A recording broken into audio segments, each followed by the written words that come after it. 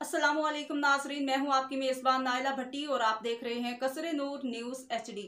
खबरों के सिलसिले को आगे बढ़ाते हुए नजर डालते हैं आज की ताज़ा तरीन अपडेट्स पर।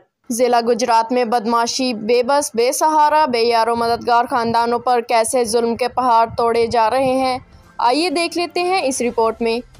नाजरीन, वैसे तो आए रोज़ जुल्म नाइंसाफ़ियाँ होती रहती हैं, लेकिन आज हम बात करते हैं ज़िला गुजरात के गांव ठमका के ऐसे ख़ानदान की जिनकी ज़मीन जालसाजी और धोखाबाजी से कब्ज़ा करके बेयारो मददगार कर दिया गया।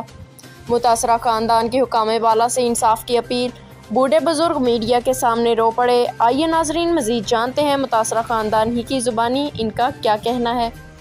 साडी मदद करो, असी सच्चे हैं, सानू तुहाडी इमदाद चाहिए। ठीक है, असी झूठ नहीं बोल रहे, जमीन साडी है।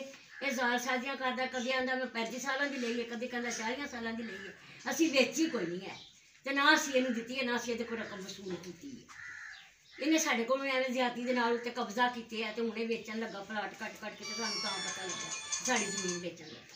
इन्हें असी बेची कोई नहीं है, असी ये ठेके दे ठेका सानू पहले देंदा रहा 5-7 साल या 10 साल इन्ना भी पहले देंदा रहा थोड़ा बहुता।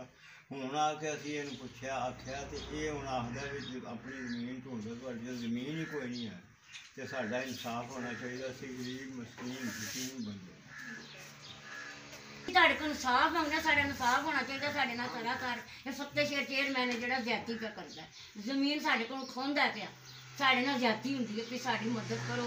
असीं तुहाडी मदद लभनी चाहते हैं, साडी भाई इमदाद करो। असीं गरीब बंदे खेलने जोगे जिहड़ा केस चलदा पिया इत्थे गुजरात दे विच, तुसीं दसो केस लड़न जोगे हुंदे ने गरीब बंदे?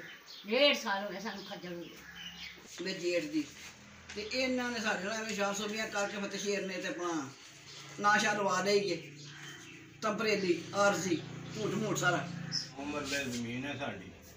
मेरे बुजुर्गों का नाम ताज मोहम्मद है ते उन्होंने कोई बूठे नहीं लाए, कोई सैन नहीं किए, कुछ भी नहीं। इन्होंने धोखाबाजी करके फ्राडबाजी करके अपने नाम से ये इंसाफ है, जो इंसाफ मिलना चाहिए। असी बहुत गरीब बंदे ना गया ना थां है ना मकान है, मैं सब कुछ ला बैठा उत्ते ते मैं हुण छप्पड़ी ला के सड़क के उत्ते बैठे हैं। ये मेरा इंसाफ होना चाहिए। साढ़े नाल ज्यादती बहुत ज्यादती हो रही साढ़े नाल। अब तक के लिए इतना ही। मज़ीद खबरों और अपडेट्स के लिए देखते रहिए कसरे नूर न्यूज़ HD, हर खबर से बाखबर।